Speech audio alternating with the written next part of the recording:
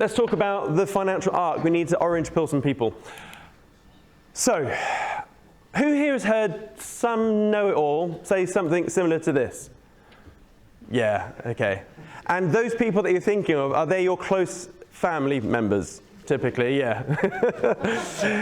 they do tend to be close family members who mean you full, you know, they're just trying to look after you.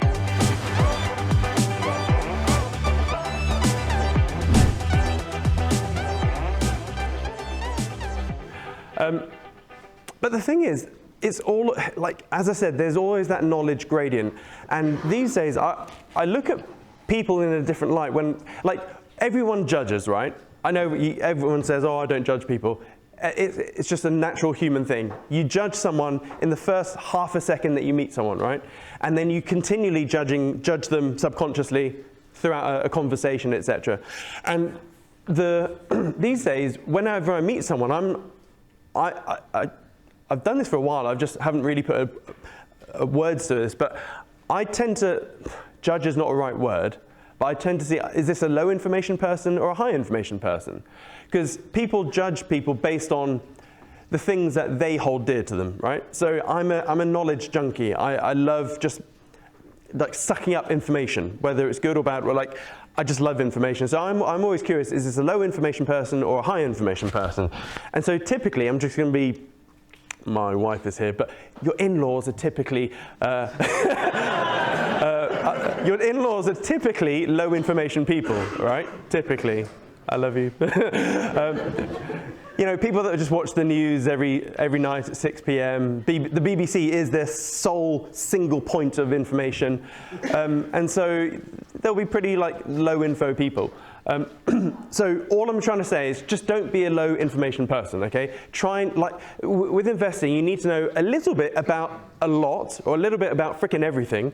So you have a nice fuzzy peripheral vision, and then your core crystal like focus needs to be really damn clear. So yeah, I like to learn. I go down every rabbit hole. That takes my interest. I'm really into archaeology at the moment, which is weird. Graham Hancock. They call him pseudo-archaeology, but I love Graham Hancock. But the thing is, going back to this person here, every time I hear someone say, oh, Bitcoin's too volatile, it's just funny internet monopoly money, my instant reaction is, okay, we have a knowledge deficit here. I've spent hundreds, if not probably thousands of hours researching crypto investing in general, and this person probably hasn't even spent 1 hour researching Bitcoin. So there's an information disparity. And part of being an investor is that this is a slide from 2019, from a November cuddle in 2019. And these are the, you know, I've gone down the rabbit hole with all of these things over the years. And so I've got a nice, I like to think it's a nice fuzzy peripheral vision, but they're still there.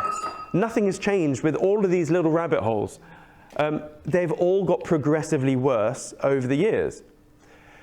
So they haven't just disappeared. Like the energy junk bond market is, I mean, that could tumble the whole world markets in itself. The amount of shale gas junk bond instruments out there, which are massively underwater, they are defaulting, they're delinquent, like that could tumble stuff in itself. Each one of these time bombs could just nuke the market. And so, talking about a knowledge discrepancy here, if any one of these time bombs kicks off, what do you think happens? What does the central bank normally do? They print, right? We know that government, politicians will always do the same thing. When shit hits the fan, they'll print their way out of Dodge. Thankfully, or not, or depends how you look at this, thankfully we've got lots of shit bombs about to blow up, or that they're trying to paste over, which means there's many different ways and opportunities that the central banks will print at some point. Printing only pumps up our bags, okay? The central banks are the biggest Bitcoin fluffer-uppers you can ever dream of. So, and these days, not just that, I've got other things that sort of play on my mind. Everything from AGI and ASI, the Middle East, that's still, you know, Taiwan, that hasn't died down. The Chinese military are increasing their presence around Taiwan. Klaus Schwab of the World Economic Forum is increasingly talking about cyber COVID. And then obviously TDS, the Trump derangement syndrome. And so I'm also worried about the Trump immune response. So the establishment hate Trump, right? Because he's trying to dismantle everything from the power that the military-industrial complex has over the world and all that sort of stuff. What is the immune response to that? He's a parasite virus to that incumbent entrenched system. So the immune response is, let's get rid of him somehow. They've tried twice, although albeit very badly. But yeah, so although these are very negative things, it always leads to this. So do you need to be scared? No. Be in the single asset class that pumps hard when the central banks also pump hard. And this is US M2. We've had a bit of a lull in there's been somewhat of, so we've had, what, 2-3 years of QT, quantitative tightening. That is all it did to the US currency supply. It's a joke, right? This is one of the most bullish charts you'll ever see. This is just a little breather before it continues to bugger off north. Now, I did a little projection. I was thinking, okay, well, the world of central banks expands the currency supply by 15% per year, roughly. But I thought, okay, let's be a bit pessimistic. Let's say they only increase the currency supply by 10% per year, okay? And 10% and 15% over time is a big difference. At just a 10% increasement every year, the US M2 gets to around 350 trillion by 2052, I think. Again, I just stole a slide out of my book. Oh, by the way, I wanted to give you all a book today, but our printer has delayed the book printing by like a month. Honestly, they're the worst printers on the planet. I hope not to use them again, but yeah. So we have no book yet.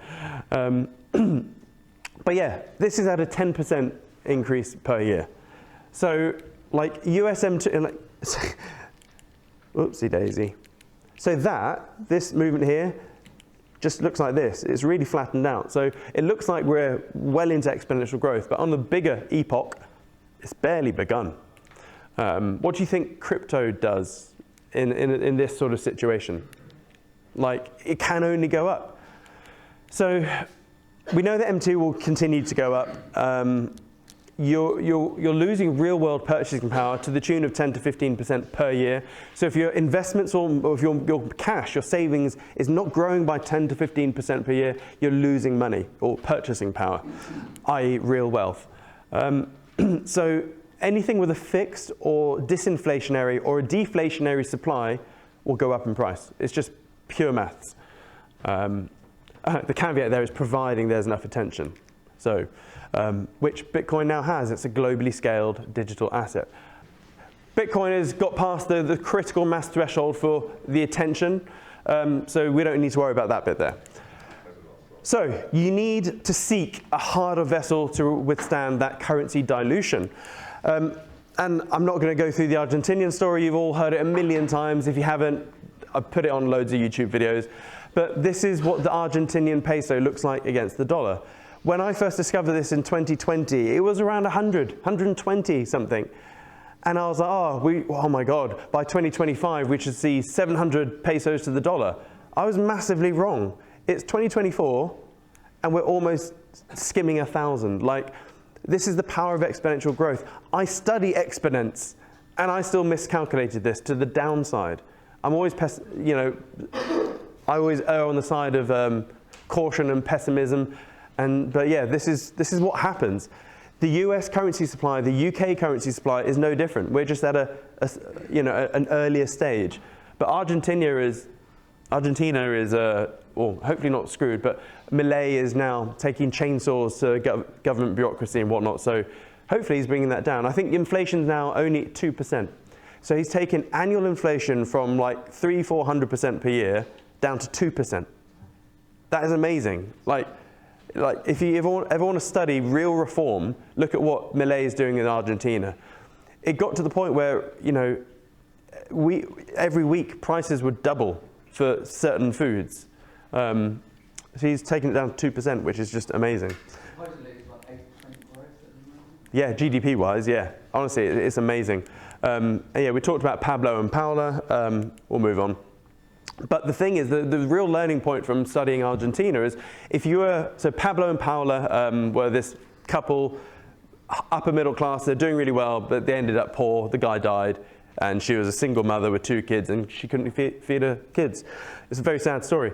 But what could you have done? So the learning points which I'll breeze through is that you had, like if you saw that that chart was going to do this, what you should have done is borrow as much as you can in the peso and lever up to the max. Borrow, borrow, borrow. Forward finance as much as you can if you're a business owner. Borrow on assets if you had any, but borrow in pesos. And then you had to convert the pesos into a harder currency form, i.e. the US dollar. And the reason you borrow in the shitty currency is because you only owe that amount of currency. If I borrow £1 million and the pound goes ridiculous and you're earning £1 million a year now due to inflation, then you can pay off the debt very quickly. So what you need to do is convert your shitty currency into a stronger currency. It doesn't have to be the strongest, just needs to be a stronger currency. And in this case, the dollar was much stronger. But you had to also store your USD offshore because guess what the Argentinian government did? They stole people's dollars out of the banks, gave them pesos, then devalued it overnight. It's nuts.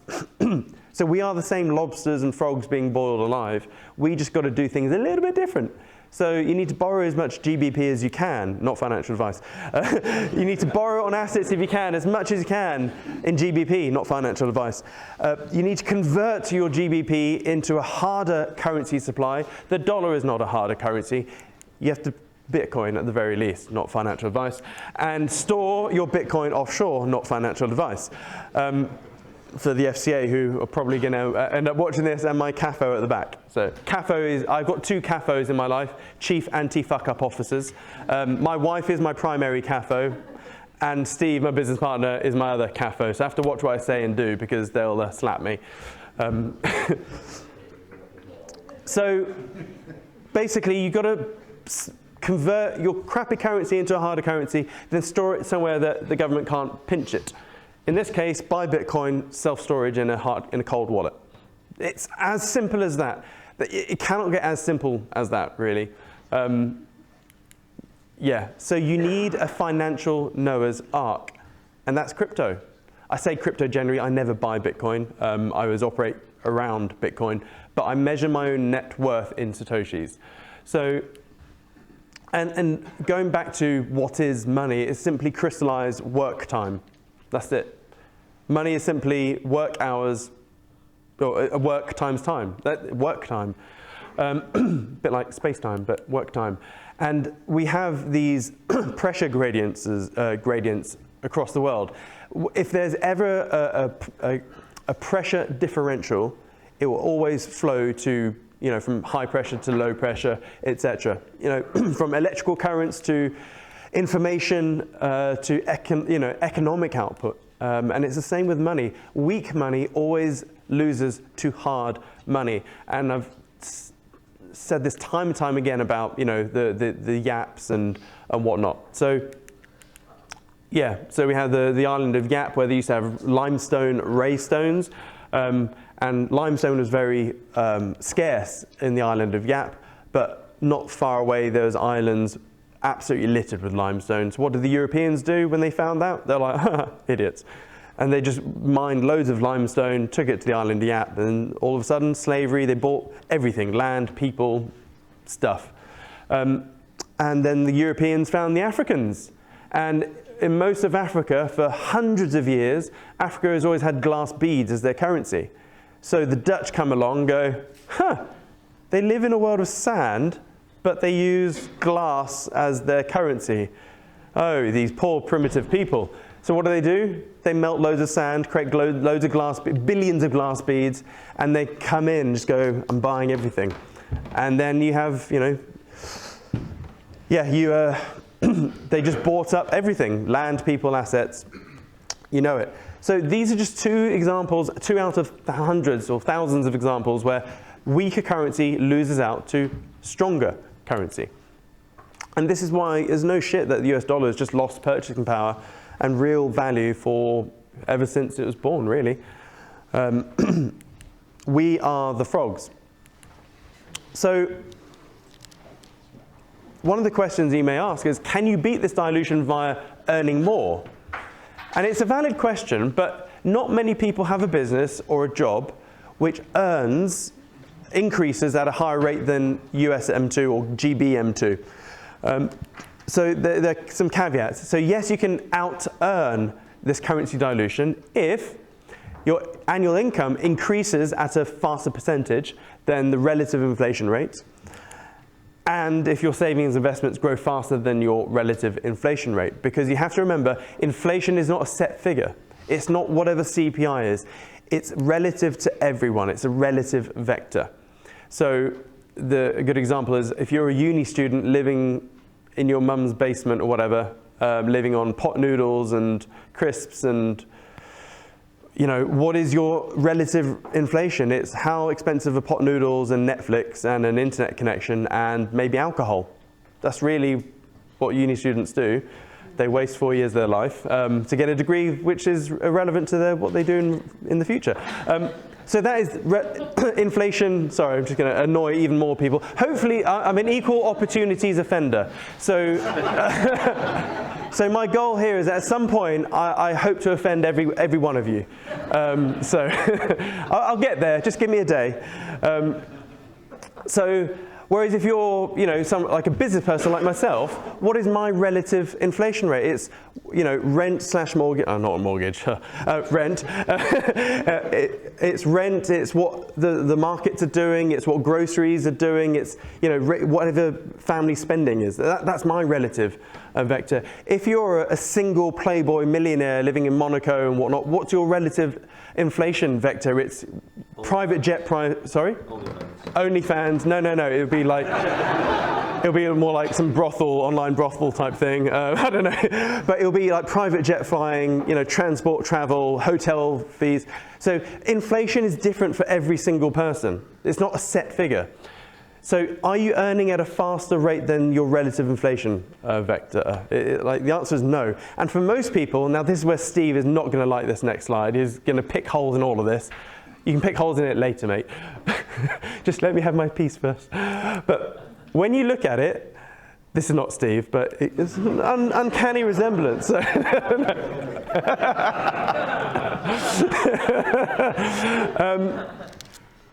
So when you look at the world and you're spending, you have all sorts of hurdles, right? So let's look at currency dilution. So straight away, your central bank is inflating the currency supply by about 15% per year. I know we're recently, in the last couple of years, it hasn't because QT, but just wait.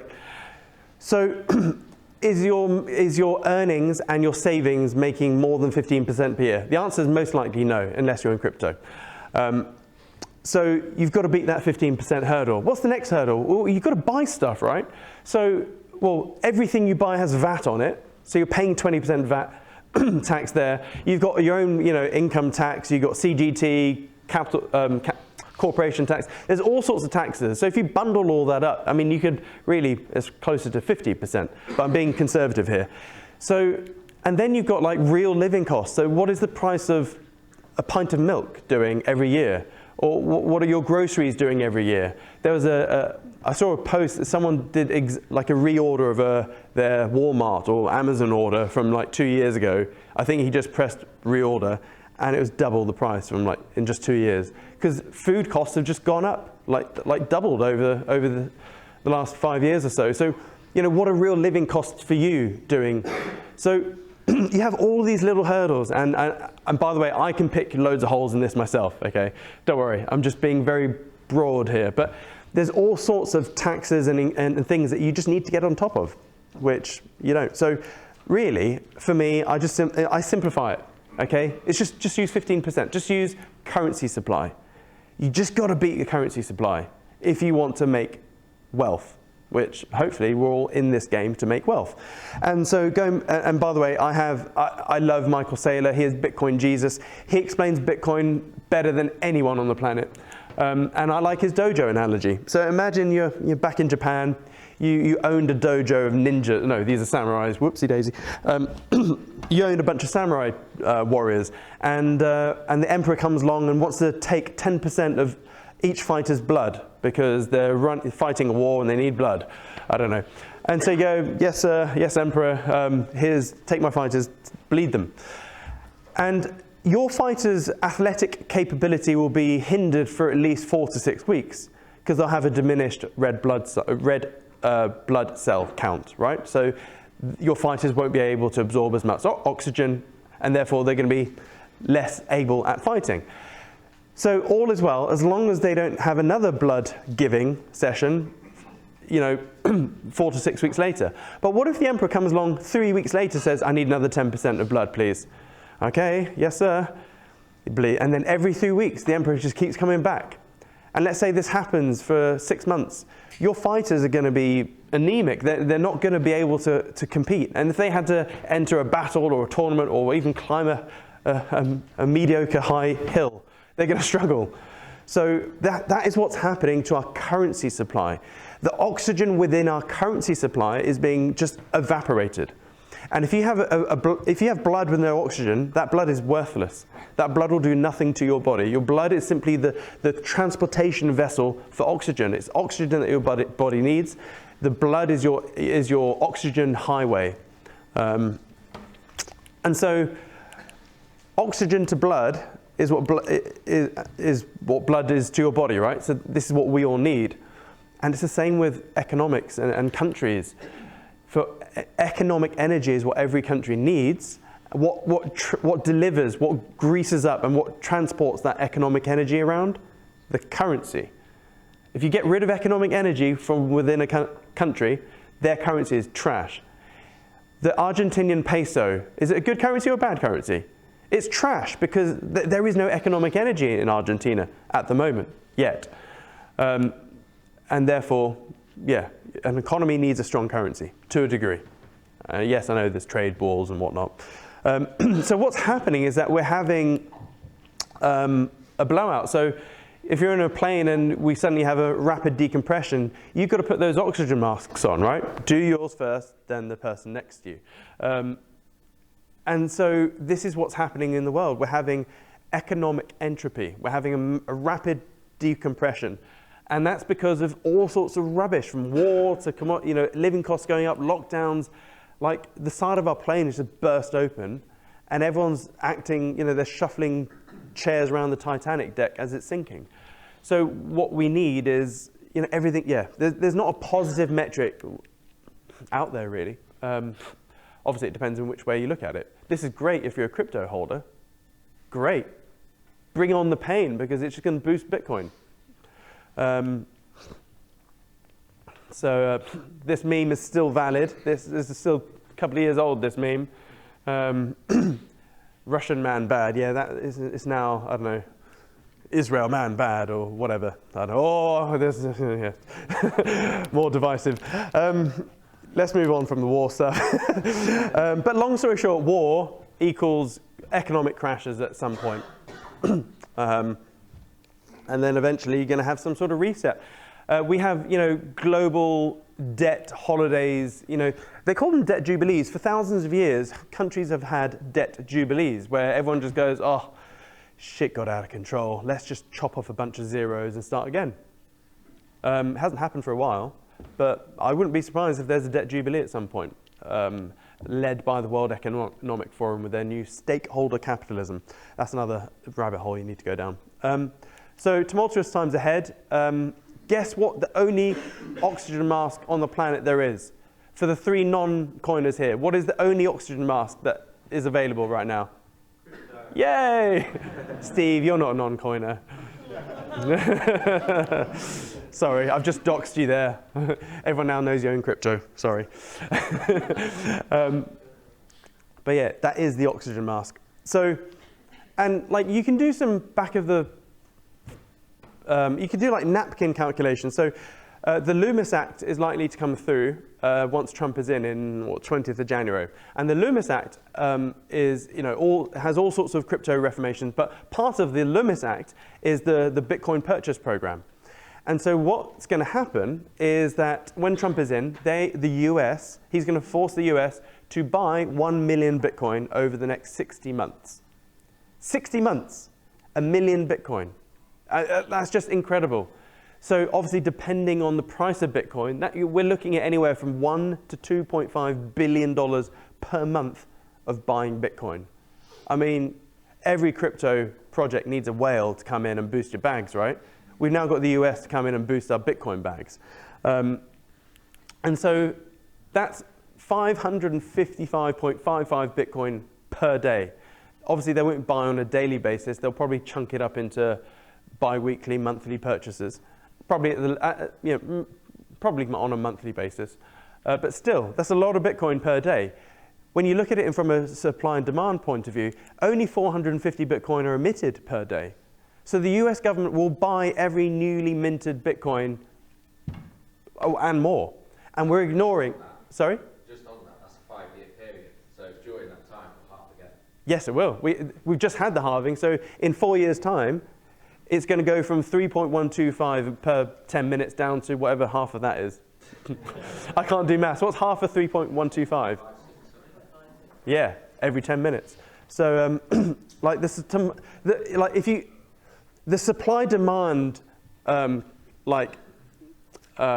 experiment here is just absolutely monumental. I cannot be more bullish than I am right now. And so I took some clips from the Lewis Act. So they said, purchase not more than 200,000 Bitcoins. I hate that they put an S at the end of Bitcoin. That really annoys me. It's like someone that doesn't know what they're talking about has written this. 200,000 Bitcoin per year over a 5-year period for a total acquisition of 1 million Bitcoin. They should have had someone to proofread it at least. And here's the other cool thing. I think this is a more important part of that act. To ensure the long-term stability and security of the strategic Bitcoin reserve, the Secretary shall hold all Bitcoin acquired, they put Bitcoin here, no S, acquired through the Bitcoin purchase program for not less than 20 years.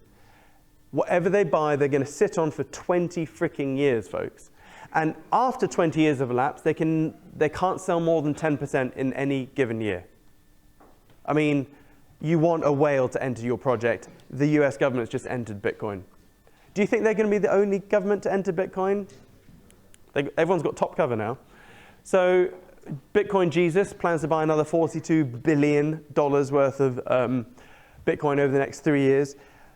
Long story short, what's happened, now Trump has won, it's given a red flare to the world saying, or a green flare, you have 2 months to front run the US. That's it.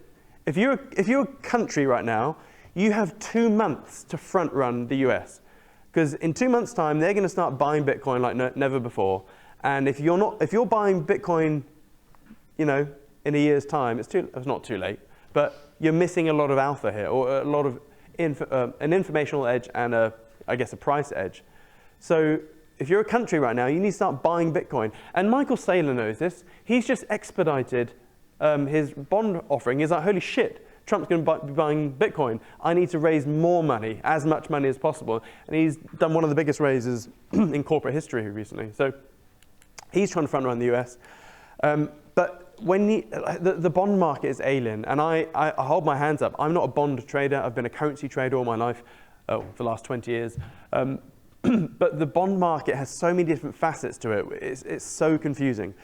But one thing is that there is a constant demand of paper. So if I was to boil it down a bit, you have the world, there's all sorts of credit and let's call it money or currency sloshing around the planet, right? And the bulk of that money is in the hands of a few allocators. And because there's not many assets or instruments to allocate of huge amounts of cash into, they have to go and play in the deepest paddling pool possible, right? So imagine you're some sort of asset manager like BlackRock. You've got trillions of AUM. Where do you put that? You can't go into it because you're like a massive elephant into a paddling pool in every market you go to. So the big money always sloshes around with bonds. It is the deepest market on the planet. And so they have to allocate, and and when I say paper, they allocate to paper, i.e.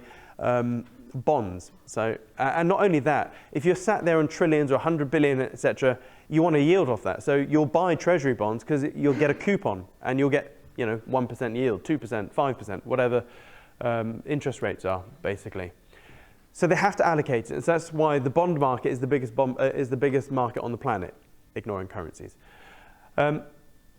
Most fund managers don't beat the S&P 500, so that's the thing that most fund managers are aware of. And so the whole financial system, as we know, is programmed to seek paper, i.e. bonds, so they can allocate it, tick, and also get some yield, another tick. So now we're getting to the crux of this, MicroStrategy is in a very unique place here, because they are big enough and desirable enough to give out debt, or to borrow money, as in give out paper, and because they're big enough, people give them money. That's why he can raise 42 billion like that. So he can literally issue debt and then take all that borrowed money and buy Bitcoin. So he's pretty much backed 1-for-1. I don't think if there's any leverage, it's like 1.04 leverage in MicroStrategy. I don't think there's much. But so he's literally borrowing as much as possible to buy Bitcoin, and he's never going to sell it. And so it's a steam train. And so this is the MicroStrategy sort of positive flywheel, which I've spoken about for a few years. I'll show you an infographic which explains it a bit better. But long story short, the more money he can borrow, the more Bitcoin he can buy, the more Bitcoin he buys. It just makes him richer. It means he can then borrow more at cheaper rates. It's like he's just hacked TradFi, as in traditional finance, by a country mile. And so if you're a credit manager or a paper manager of some sort, let's say you're Chad. I mean, you can identify with whoever you want to be these days. I identify as Chad with massive brass balls. But let's say I'm a credit manager. I'm a fund manager of some sort. I've been plowing into Bitcoin for years. I've been doing all that sort of stuff. So, and because I've been giving Michael Saylor and MicroStrategy loads of money for years and years and years, guess what? I'm on the A-list now. Every time Bitcoin Jesus wants to borrow more money, he comes to Chad and goes, hey, you're one of my VIP LPs, liquidity providers. I'm doing another bond raise. Would you like favorable terms? Hell yeah, Jesus. I'll give you whatever money you want. So I get some pretty sweet deals, right, with MicroStrategy's bond raising. Meanwhile, we have Bob over here, no offense to any Bobs in the room, who has an MBA, went to uni, does all that sort of shizzle. He looks at MicroStrategy and goes, oh, what are you doing? MicroStrategy is way it's overpriced. Look at EPS. It has terrible EPS. It hasn't made profitability. It's got bad profitability. Yada yada yada. It's too expensive. All my mathematical models say it's over leveraged. It's overstretched. Nah, hard pass. Okay, all right, whatever, Bob. Lucy is an emerging fund manager. She's a rising star. She saw what Chad is doing and went, that's pretty damn clever. And so she starts allocating into MicroStrategy as well and issuing them, or giving them money. And she does really well. and what's happening is that whilst all this is going on, Bob is like, no, all my models say no. Who's going to lose a job soon? Bob's going to lose a job because screw your models, Bob. MicroStrategy is the model. That is the model. That is the strategy. So if you're a massive fund manager and you've got nowhere to allocate funds into, MicroStrategy is the Bitcoin levered bet, but you can get Bitcoin exposure without actually dicking around with Bitcoin, and you don't have to change your internal bylaws to turn your fund into a digital asset fund. You're just buying a publicly listed company, which has been around for 20 odd years. That is the strategy. So yeah, whoever you are, you can be Chad. You've got to summon your inner Chad, folks. Buy Bitcoin.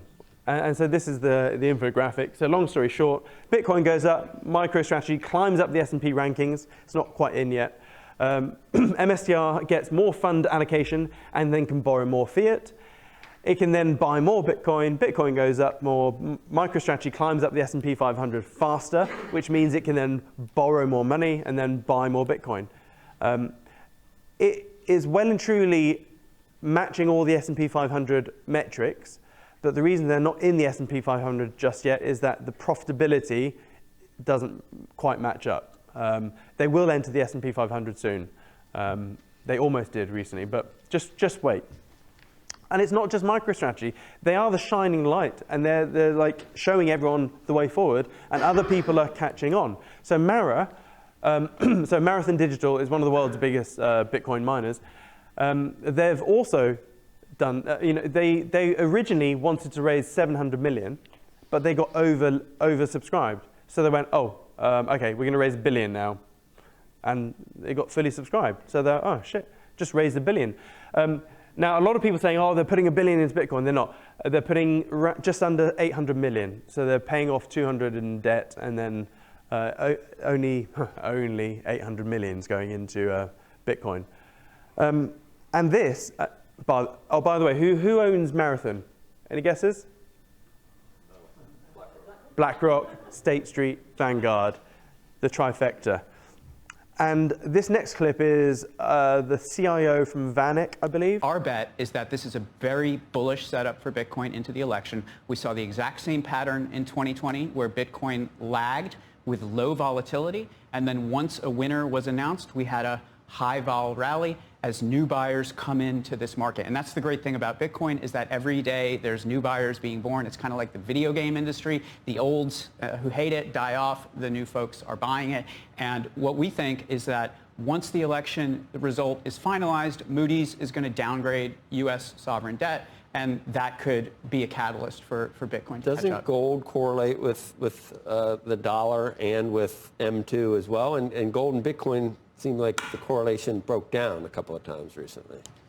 Bitcoin is a chameleon. Its correlations change over time. It's hard to predict what it's going to be correlated with over the short term, over the long term. But you really say it's because of the 21 million and fixed amount is out there, therefore the debasement of the currency favors that. I mean, that's...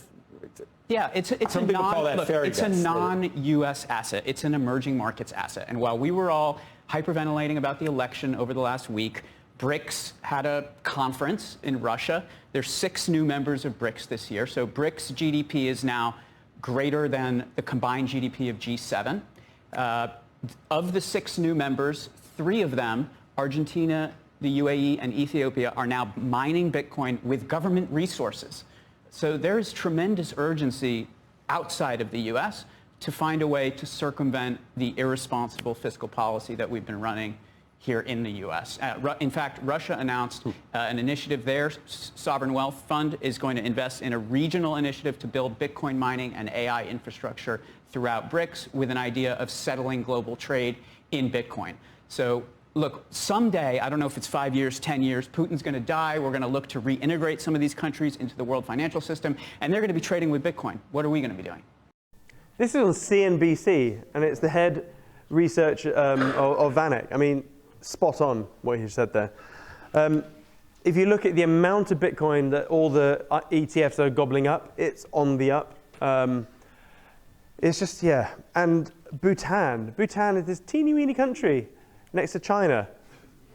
They are one of the biggest Bitcoin holders in a list of countries, and they're using all their hydroelectrics to mine and buy more Bitcoin. Bhutan, no? Yes? Oh, so you're shaking your head. Are they? Oh, yeah, sorry. Yeah. And so recently, they just sold a bunch of Bitcoin just to pay off debts and whatnot, but they still have 1.11 billion in Bitcoin. And so, I mean, Bhutan, tiny country, but very, very clever. So I thought about this, and I was like, wait a minute. I wonder what countries own Bitcoin. I've never really looked at country holdings before. So I looked at the top 10 countries in GDP, okay? GDP, top 10. And this is their GDP. And then I looked at their Bitcoin holdings. So some surprising things here. First of all, I was like, what? The UK has 61,000 Bitcoin. Yeah, we've confiscated it from crime, basically. We just must not sell that, like Germany did with theirs recently. China and US obviously own a lot, but look at these massive countries. 0 Bitcoin.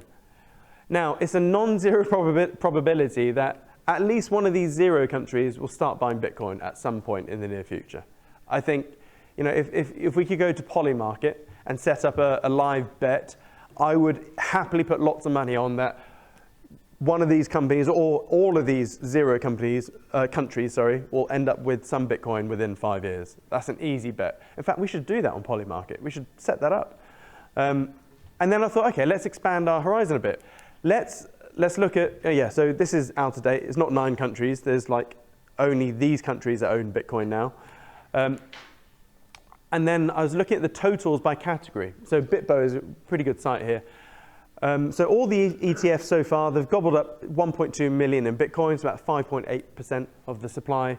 Then you have the countries, public companies, private companies, et cetera, et cetera. So basically look at all the big entities that have Bitcoin. And that got me thinking, so I opened up the HODL chart, and what this shows you is that the length of time an entity has held on to Bitcoin. So if you look at this noise down here, so the purple and red stuff is basically the short-term holders. You can see the legend up here. So the purple stuff is 24 hours, so this is the constant buying and selling of people. If you've held your Bitcoins between 1 day and 1 week, you're then a slightly lighter purple, and then it goes on until the point where if you've held at least a Satoshi for more than 10 years, you're this gray whale type stuff. Now, I was thinking, okay, what amount of this HODL wave is dormant? Like properly dormant, not going to be dumped on at any point in time. So first of all, I got rid of all the short-term stuff. Because you're not, like, if anyone's been holding Bitcoin for more than 2 years, you're a strong hand by now. So I got rid of all this noise, and this is what it shows us. So this is showing everything Bitcoin holders of 2 years plus. And the amount, we just tipped, is at 9 million, right? Now, there's some things that you have to like pass in this. There's Satoshi Nakamoto's 1.1 million Bitcoin. That has never been moved. That's going to be in the gray, right? You got those that guy in sort of southwest who lost a bunch of Bitcoin on a hard drive in a dump site. That's like $1 billion now or something stupid like that. 762 million this week, Jesus Christ. Yeah, so that hard drive will be part of, up here. So there's a lot of Bitcoin which has gone missing. I personally have sent 15 Bitcoin into oblivion before. I've lost 15 Bitcoin myself. And so it's hard to see how much has been lost, how much are strong hands like Michael Saylor, yada, yada, yada. And so I've done my best, okay? These are just napkin calculations. And so I've worked out that when you account for all the Bitcoin that are held by legends, so Saylor, Satoshi Nakamoto, some countries, yada, yada, yada, and companies that won't sell, plus all the Bitcoin that's been lost. And also, don't forget, people that have held Bitcoin have also died. A lot of Bitcoin holders have died, taking their seed phrases with them. So there's a lot of dead people Bitcoin that will never, ever move. It's roughly 9 million, and I'm being conservative, by the way. So 9 million Bitcoin is illiquid and unlikely. I'll use the word unlikely to be sold at any point soon. So, whoopsie daisy. So when you add that plus all the stuff that the ETFs are not going to be selling their Bitcoin anytime soon, nor are the countries and some of the public companies which are now starting to acquire this. Really, there's 11.56 million, gone is the wrong word, illiquid is a better word, not gone. There's 11.56 million Bitcoin which is illiquid and unlikely to dump in any near fashion. So there's roughly 19.8 million Bitcoin in circulating supply. Therefore, there's only 8.24 million Bitcoin out there to be bought. The US is going to be buying 1 million of them over the next 60 months. Bitcoin Jesus is going to be buying as much as he freaking can. There's other companies out there following the MicroStrategy Bitcoin Strategic Reserve play. And those countries that all have zero stack, What do you think? They will be buying more. And so I thought, okay, well, let's look at the top 100 countries on the planet in terms of GDP. This is the top 100, folks. Look how much Bitcoin they hold. 0, 0, 0, 0, 0. So we've got, the top 100 in GDP for companies and the top 100 countries. This is a great chart from Plan C. So look at all these, the 100 biggest companies on the planet. Look how much Bitcoin they own. Like bugger all, other than Tesla. Huh. I thought they sold theirs. Maybe they bought some back. Anyway, so all the big companies they haven't gone in yet. And all the top 100 countries, 0, 0, 0, 0, 46,000 Ukraine. 90 in Finland, good on them. Britain, I can't imagine that being there for long. We're going to sell it. We always sell our shit at the worst time possible. Gordon Brown sold half of our gold supply at the pico bottom. It's cost us so much money. He won't be worse than Germany, hopefully. He won't be worse than Germany, hell no. And what is this? El Salvador, oh yeah, I love Bukele. So, I mean, it only takes a handful of these companies and countries to start buying Bitcoin, and there's only 8-point-something million Bitcoin out there to be bought. Now, this is not the full picture. There's a bit more here. There are 63 millionaires on the planet. There's 2,781 billionaires on the planet. Official stats. When you look at all the warlords, the crime lords, the drug lords, etc., that stat is doubled on both stats, roughly. It's a rough rule of thumb that whatever the official numbers are, the wealth numbers, it's the same amount in the dark world, if that makes sense.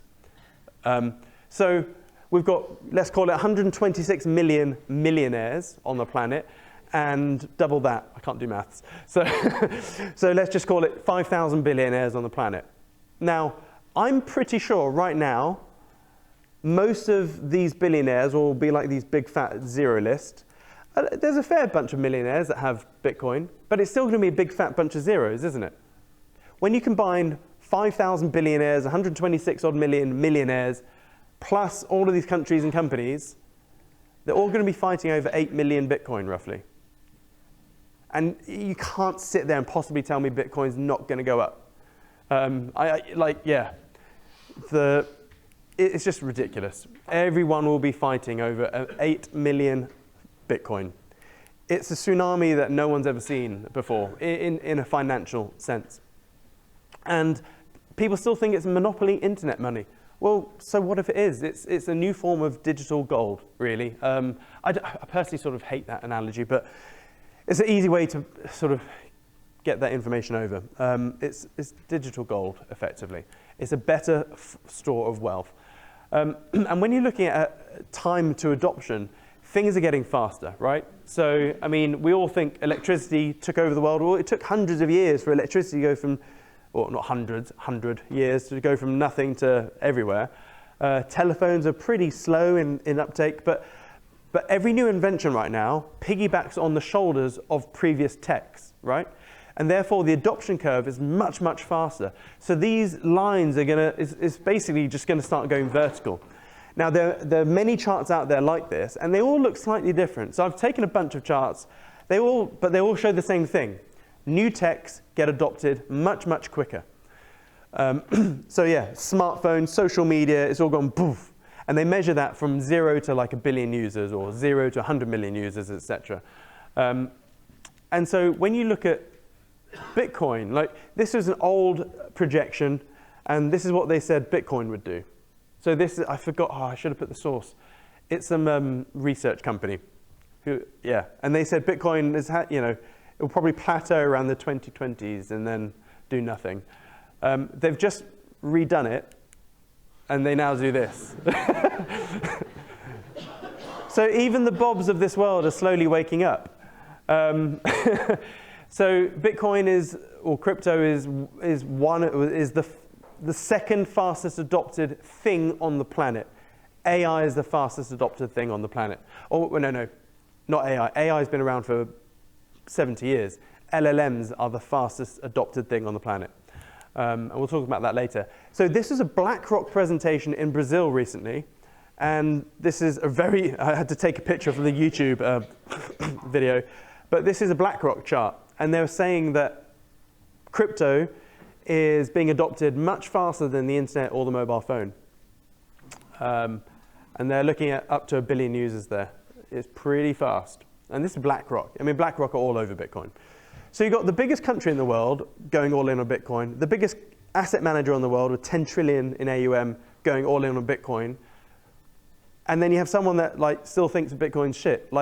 Don't you think there's an information disparity here? And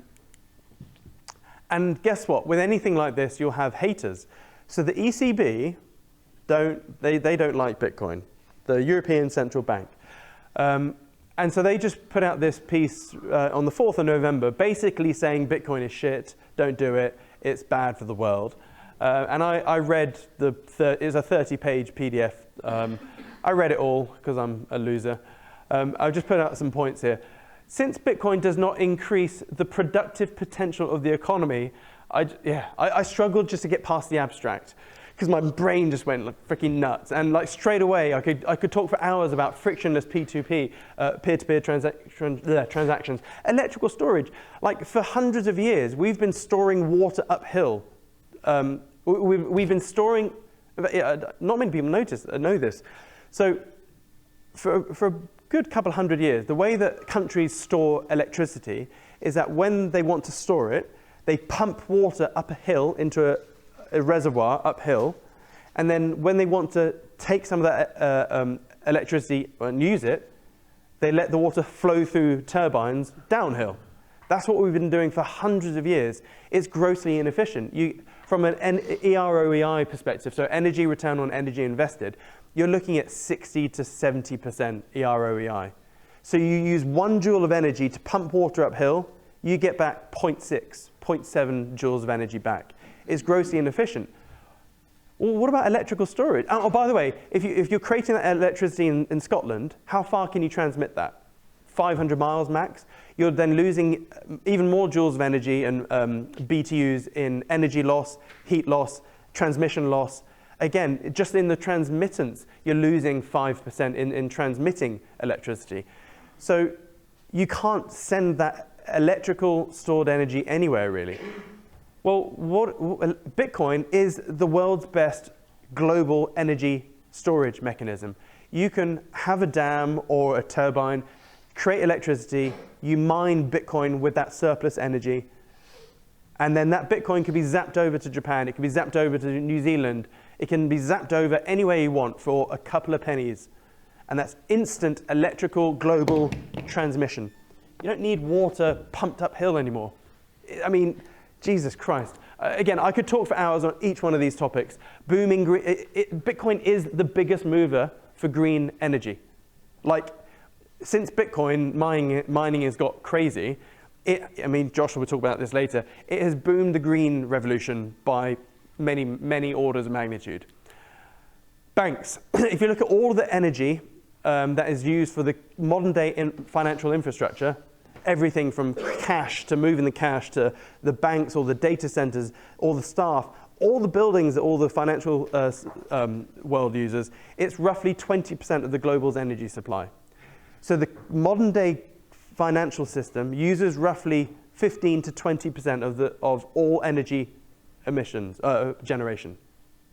Well, you could do that with a crypto. I mean, Bitcoin uses less than 2%. It doesn't have to be Bitcoin, it could be something else, Casper.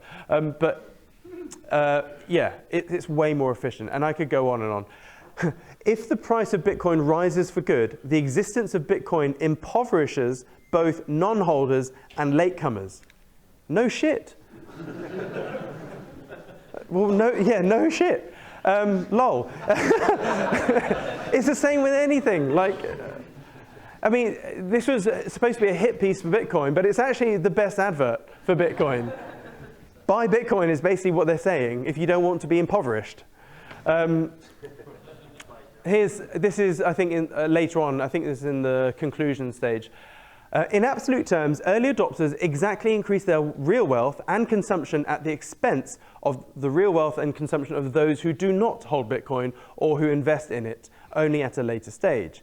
So they're basically saying it's a Ponzi scheme. Those who come in later lose. Yes, no shit. It's the same with any asset.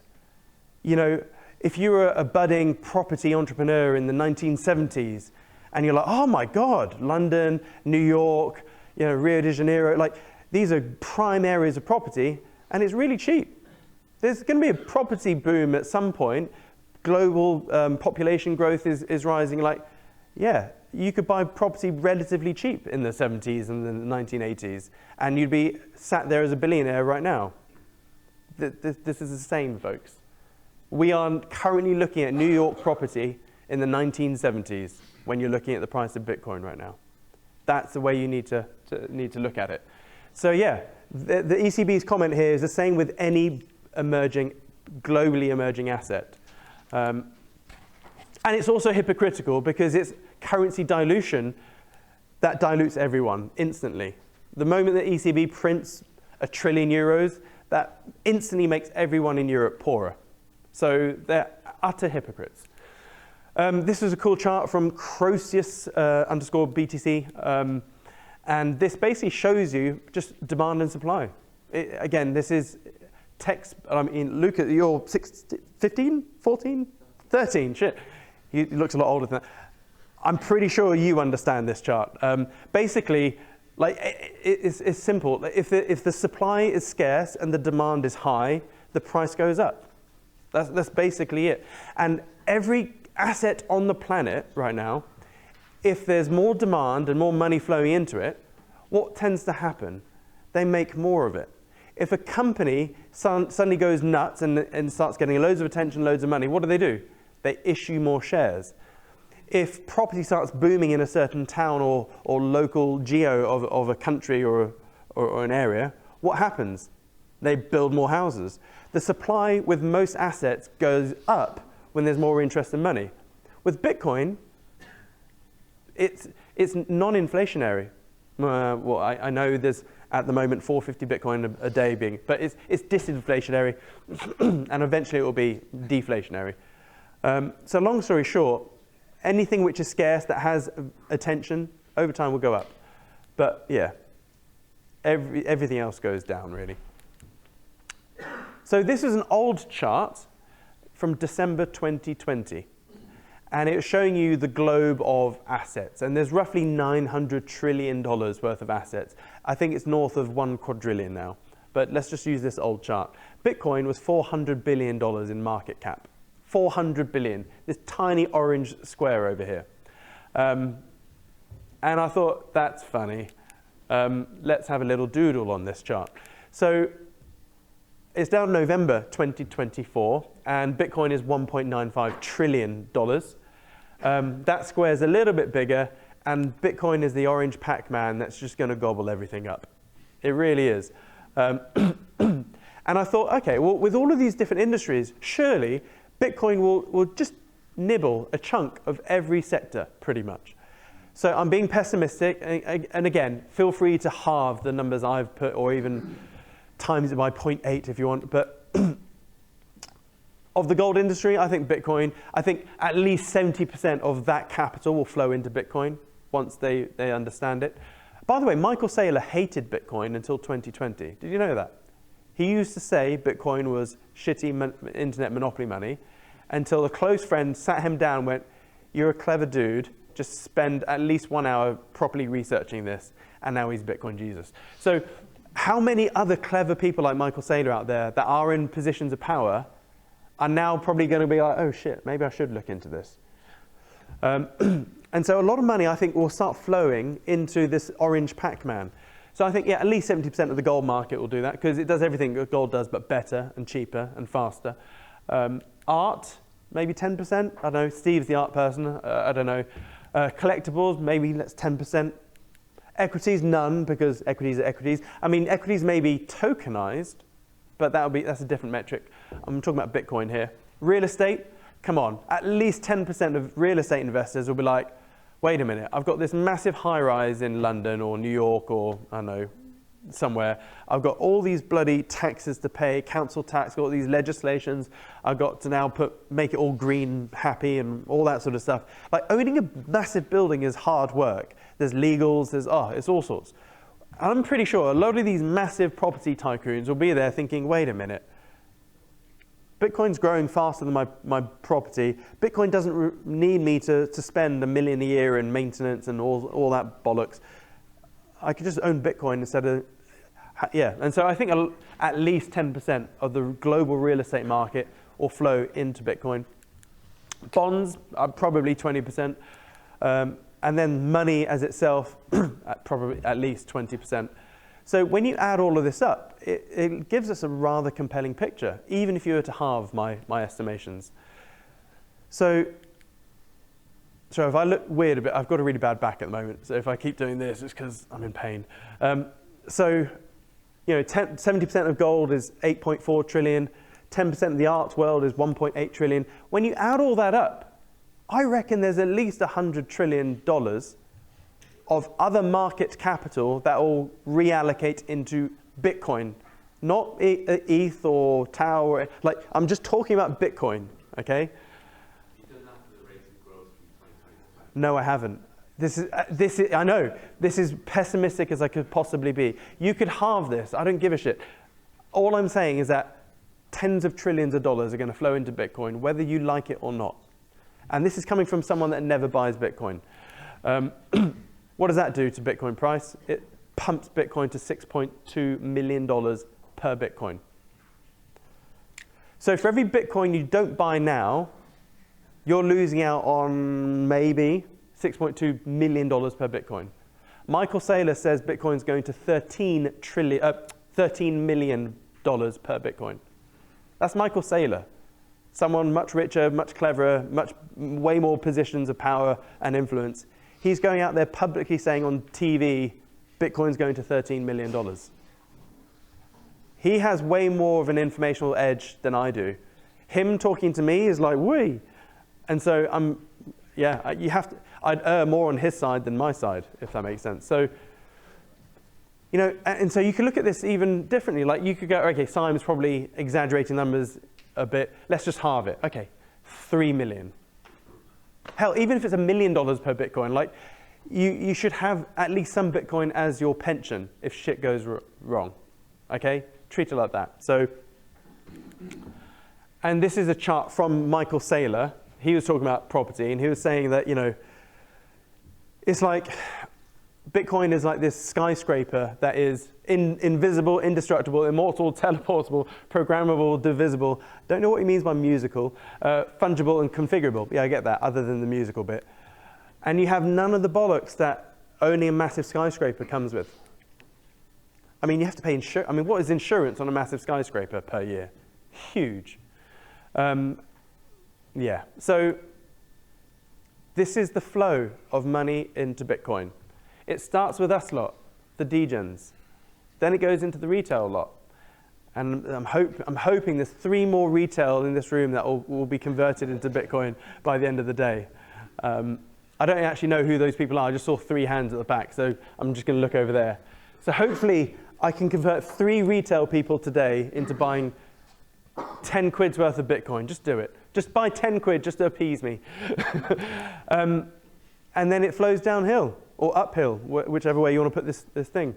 And now that the US has fired that flare, the world has got 2 months to front run the US, and every other country will follow suit. Not every other, many other countries will quickly follow suit. And you have to imagine, countries are not equal, because you have non-currency controlled currencies and currency controlling countries. So you have most of the world out there, i.e. countries that do not have a central bank, which cannot control their own currency supply.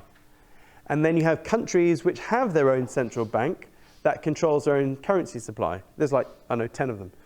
So if you're a country that has your own central bank and you can print whatever you want, like you're at an edge here.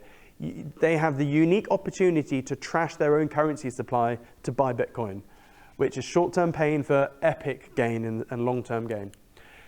So, going back to the smooth brain bullet points, which you're all bored of, aging population plus falling economic output equals lower GDP. This is an ongoing thing. Lower GDP equals tax hikes plus more borrowing to service the deficits. And this is where we are now. More borrowing equals rate cuts. We've had that. We'll have maybe a wobble, stock market crash, maybe. I'm hoping it's over here, but normally there's a trigger event which commences the crazy stim pumps. And more liquidity is what pumps up our bags, etc., etc. So, yeah, don't be a low information person in the wealth generation area. Get your head in the books and understand that weaker money always loses to harder money. Yeah, just know that no matter how bad a hiccup may be in the geopolitical world, the financial world, whatever world, the central banks tend to print their way out of Dodge. So we have to, yeah, politicians and banker greed actually pumps Bitcoin. It's great. It's a hedge against pain, basically. And we are still so early. I mean, this is a very unique room. If we were to go out and interview every other person in this hotel, I'd be surprised if even 2% owned crypto. I ask waiters and waitresses all the time. I'm a weirdo. Yeah. And everyone says no. They look at me like a weirdo. And for this cycle, buy Tau. Hey! Everybody, please, get on the ark!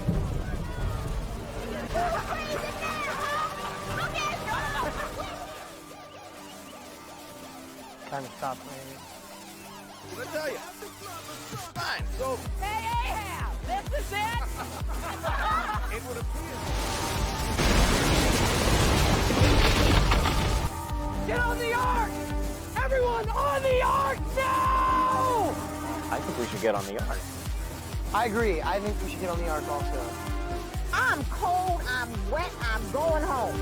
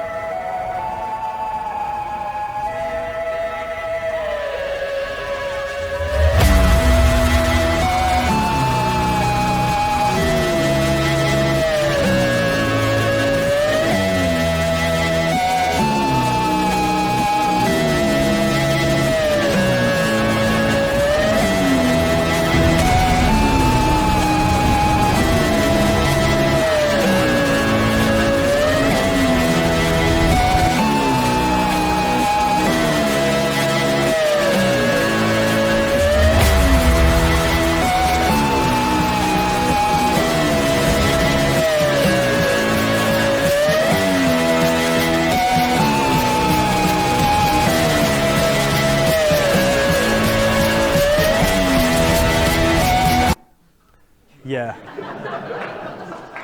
So yeah, no, thank you.